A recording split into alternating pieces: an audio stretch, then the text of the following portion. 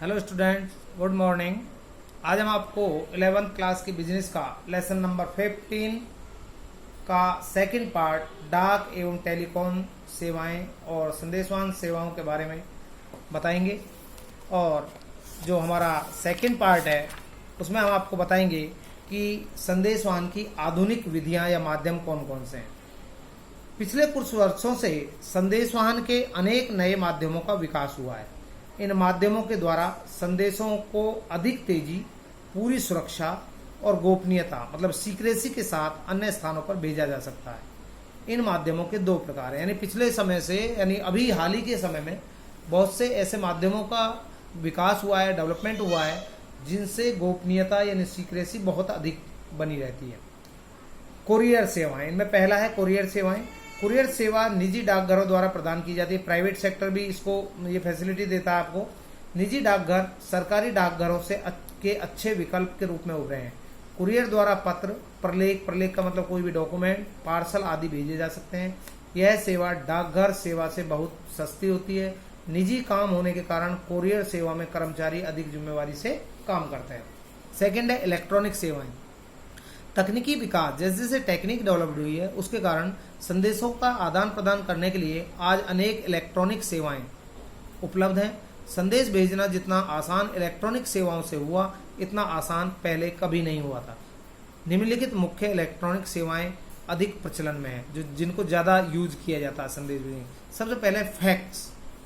Fax का अभिप्राय ऐसी इलेक्ट्रॉनिक मशीन है जिसके द्वारा लिखित संदेश को अति तीव्र गति से संसार के किसी भी कोने में भेजा जा सकता है। यह सेवा 24 घंटे उपलब्ध होती है, यानी कभी भी फैक्स के माध्यम से आप संदेश भेज सकते हैं। लिखित संदेश को फैक्स मशीन में डालते ही संदेश अपने निश्चित स्थान पर यानी गंतव्य स्थान पर पहुंच जाता है। फैक्स मशीन कैसे काम करती है? सबसे पहले संदेश को लिखना अथवा छपवाना। सबसे पहले आप संदेश लिखते हैं या छापते हैं, संदेश को फैक्स मशीन में डाला जाता है। फैक्स मशीन द्वारा प्राप्तकर्ता का फैक्स खोजा जाता है, यानी उसके पास भी फैक्स मशीन होनी चाहिए जिसको आप फैक्स कर रहे हैं। फैक्स मशीन द्वारा संदेश प्राप्तकर्ता की फैक्स मशीन पर छप जाता है और प्राप्तकर्ता संदेश को प्राप्त कर लेता है। इसके लाभ क्या है? इसका सबसे बड़ा लाभ है संदेश बहुत तेज गति से प्राप्त होता है। सेकंड, 24 घंटे की सुविधा उपलब्ध होती है। संदेश वाहन में गोपनीयता यानी सीक्रेसी बनी रहती है। मशीन को चलाना बहुत आसान होता है। संसार के हर कोने में ये सेवा उपलब्ध होती है और विषय सामग्री का ज्यों का त्यों यानी जैसा आपने लिखा वैसे का वैसे ही वो वहां पहुंच जाएगा। और दूर के स्थानों के लिए संदेश भेजने की ये सबसे सस्ती विधि होती है। इसके बाद सेकंड है इंटरनेट।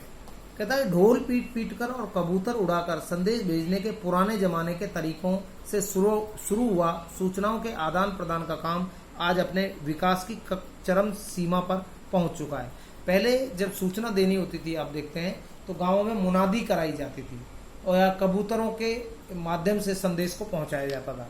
लेकिन वो कहता है कि वहां से जो प्रचलन शुरू हुआ आज अपने उच्चतम स्तर पर पहुंच गया है। आज संदेशवाहन के सारे पुराने तरीके फैशन से बाहर हो चुके हैं। सूचना तकनीकी लंबे सफर के बाद आज इस स्तर पर पहुंच गई है कि पूरी दुनिया एक कमरे में सिमट कर रह गई है। ऐसा इंटरनेट सेवा के द्वारा संभव हो सका है। इंटरनेट की लोकप्रियता दिन प्रतिदिन बढ़ती जा रही है। इसका कारण यह है कि इस पर उपलब्ध होने वाली जानकारियों की संख्या बहुत अधिक है। यह बच्चे, युवाओं और बुजुर्गों सभी की इच्छाओं को पूरा करने की शक्ति अपने में समेटे हुए है। अर्थात इसमें ऐसी शक्ति है जिससे सभी की इच्छाओं को पूरा किया जा सकता है। इंटरनेट के लाभ क्या है? तो देखिए, सबसे पहले इंटरनेट के लाभ में संदेश वाहन में सहायक। इंटरनेट पर ईमेल सेवा उपलब्ध होती है। इसके द्वारा हम अपने पत्र अति शीघ्र, पूर्ण शुद्धता के साथ और कम लागत पर यानी कम कॉस्ट पर भेज सकते हैं। यहाँ तक कि इंटरनेट पर प्रयोग किए जाने वाले वेब कैमरे के माध्यम से दो व्यक्ति आमने सामने भी बातचीत कर सकते हैं। वेब कैमरे की सहायता से आप फेस टू फेस बात कर सकते हैं। मनोरंजन में सहायक, इंटरनेट पर अपनी मनपसंद फिल्में देखी जा सकती हैं, गाने सुने जा सकते हैं, खेल खेले जा सकते हैं और मनपसंद फिल्मी सितारों के बारे में जानकारी प्राप्त की जा सकती है। सामान्य ज्ञान में वृद्धि में सहायक होता है। इंटरनेट सामान्य ज्ञान का भंडार है, यानी इस पर आप कुछ भी खोज सकते हैं। कोई भी ऐसा क्षेत्र नहीं जिसकी डिटेल में जानकारी इंटरनेट पर उपलब्ध ना हो। और वापसी जानकारी प्राप्त करने में सहायक। कई बार समाचार पत्रों में व टीवी चैनलों पर दिखाए जाने वाले सरकार के निर्णयों पर जनता की राय की जानकारी इंटरनेट पर भी प्राप्त होती है। इससे सरकार को अपनी नीतियों के बारे में फीडबैक प्राप्त होता है, यानी वापसी जानकारी मिलती है। कई बार समाचार पत्र में व टीवी चैनलों पर सरकारी नीतियों के बारे में जनता की राय पूछी जाती है। लोग अपनी राय इंटरनेट के माध्यम से भेजते हैं। इसके बाद जनता की राय को समाचार पत्रों में व टीवी के चैनलों पर दिखाया जाता है। इससे सरकार को अपनी नीतियों पर जनता की प्रतिक्रिया की तुरंत जानकारी प्राप्त हो जाती है, अर्थात जनता आपसे खुश है या नाराज है, इसके बारे में तुरंत आपको जानकारी मिल जाती है। ई कॉमर्स में सहायक, इंटरनेट के माध्यम से वस्तुओं का क्रय विक्रय भी आप कर सकते हैं। जो कंपनियां इंटरनेट से जुड़ चुकी हैं उन्हें इंटरनेट पर वस्तुओं के आदेश दिए जा सकते हैं, और कुछ वस्तुएं तो इंटरनेट पर प्राप्त की जा सकती हैं, जैसे सॉफ्टवेयर, सीडी, टिकटें आदि। भुगतान में सहायक, इंटरनेट पर क्रेडिट कार्ड का प्रयोग करके आसानी से भुगतान भी किया जा सकता है। अब इंटरनेट के लिए जरूरी क्या है आपको अगर आप इंटरनेट लगवाना चाहते हैं, इंटरनेट सेवा उपयोग करने के लिए निम्न उपकरणों की आवश्यकता होती है। पहला, कंप्यूटर सिस्टम। इंटरनेट कनेक्शन लेने के लिए पहली जरूरत कंप्यूटर आपके पास होना चाहिए, और कंप्यूटर पर टाइप करके ही आगे की कार्यवाही प्रारंभ होती है। दूसरा, टेलीफोन कनेक्शन। इंटरनेट सुविधा का लाभ उठाने के लिए दूसरी आवश्यकता टेलीफोन कनेक्शन की है। कंप्यूटर पर टाइप किया गया संदेश टेलीफोन लाइन के माध्यम से ही गंतव्य स्थान पर पहुंचता है। मॉडम, एक होता है मॉडम। मॉडम एक ऐसा उपकरण है जो डिजिटल डाटा को एनालॉग डाटा में और एनालॉग डाटा को डिजिटल डाटा में परिवर्तित करने में काम में आता है। कंप्यूटर पर जो हम टाइप करते हैं जो भी संदेश, वो डिजिटल डाटा के रूप में लिखा जाता है, यानी कंप्यूटर एक्सेप्ट करता है डिजिटल डाटा को। लेकिन संदेश इसी रूप में टेलीफोन लाइन से नहीं गुजर सकता, क्योंकि टेलीफोन जो है उस लैंग्वेज को नहीं समझता है। ऐसा करने के लिए डिजिटल डाटा को एनालॉग डाटा में कन्वर्ट करना जरूरी हो जाता है, जो कि यह काम मॉडम की सहायता से, यानी मॉडम जो है डिजिटल डाटा को एनालॉग डाटा में कन्वर्ट करता है। और जब संदेश गंतव्य स्थान पर पहुंच जाता है तो वहां कंप्यूटर एनालॉग डाटा को स्वीकार नहीं करता। अब टेलीफोन के माध्यम से वो दूसरे कंप्यूटर पर जाएगा। अब कंप्यूटर जो टेलीफोन है वो एनालॉग डाटा भेजेगा, और फिर मॉडम जो है एनालॉग डाटा को दोबारा से डिजिटल डाटा में कन्वर्ट करके कंप्यूटर तक पहुंचाता है।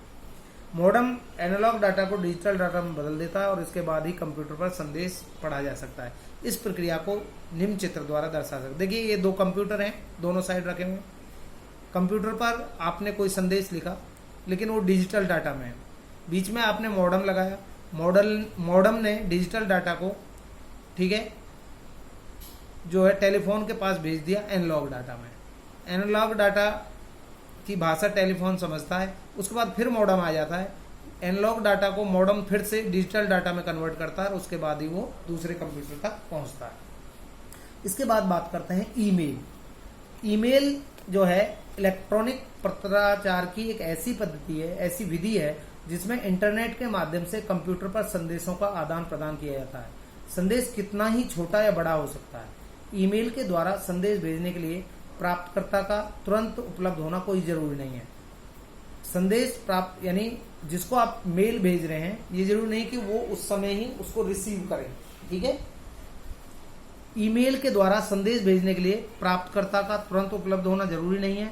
संदेश प्राप्तकर्ता के ईमेल एड्रेस पर इकट्ठे होते रहते हैं। मेल आती रहती है और आपके मेल में इकट्ठे जो है इनबॉक्स में वो इकट्ठे होते रहते हैं।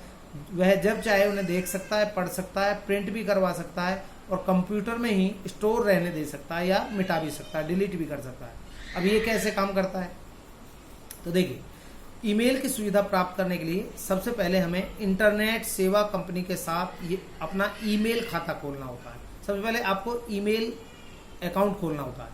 आज हमारे देश में कई इंटरनेट सेवा कंपनियां ईमेल खाता मुफ्त उपलब्ध करा रही हैं। ईमेल खाते की पहचान ईमेल एड्रेस से होती है। अब यदि हम किसी व्यक्ति को ईमेल भेजना चाहते हैं या संदेश देना चाहते हैं तो दे सकते हैं, लेकिन सबसे पहले उसका ईमेल एड्रेस आपको मालूम होना चाहिए। जब भी कोई ईमेल आता है तो एक ऑटोमेटिक प्रणाली के अंतर्गत वह इनबॉक्स में स्थानांतरित हो जाता है, जैसे आपके व्हाट्सएप इत्यादि में, ठीक है। मैसेज आते रहते हैं। कंप्यूटर के इंटरनेट से जुड़ते ही विशेष संकेत मिलता है जिससे प्रयोगकर्ता को यह मालूम पड़ जाता है कि उसके लिए कोई मेल आया है। ठीक है, अब वह चाहे तो उसे उसी समय पढ़ सकता है, डिलीट कर सकता है या उसके बाद में पढ़ने या अन्य उपयोग के लिए सुरक्षित भी रख सकता है। फोर्थ है, ईमेल से आए संदेश को गोपनीय रखने के लिए हम एक पासवर्ड निर्धारित कर सकते हैं ताकि कोई अन्य हमारे मेल को ना पढ़े। यह एक कोड नंबर होता है, केवल इसी के द्वारा हम अपना ईमेल खाता खोल सकते हैं। पासवर्ड के बिना ईमेल खाते तक नहीं पहुंचा जा सकता। इस प्रकार ईमेल खाता खोलने के बाद हम किसी व्यक्ति या संस्था को इंटरनेट पर संदेश भेज सकते हैं और साथ ही संदेश प्राप्त भी कर सकते हैं। तो बेटा ये आपका टॉपिक पूरा हुआ और इसके कुछ MCQ आपके सामने दिए हुए हैं। तो देखेंगे निम्न में से क्या इलेक्ट्रॉनिक सेवाओं में शामिल नहीं है? पत्राचार, फैक्स, इंटरनेट या ईमेल। तो पत्राचार शामिल नहीं है इलेक्ट्रॉनिक में। कौन सा इंटरनेट के लिए आवश्यक उपकरण है? कंप्यूटर सिस्टम भी है, टेलीफोन कनेक्शन भी, मॉडेम भी और उपरोक्त सभी। ब्लैंक मनोरंजन में सहायक है क्या? इंटरनेट मनोरंजन में सहायक होता है। ये सारा आपने चैप्टर में पढ़ा है। ठीक है, और इसके बाद नेक्स्ट टॉपिक और नेक्स्ट चैप्टर आपको अगली क्लास में कराएंगे। थैंक्स।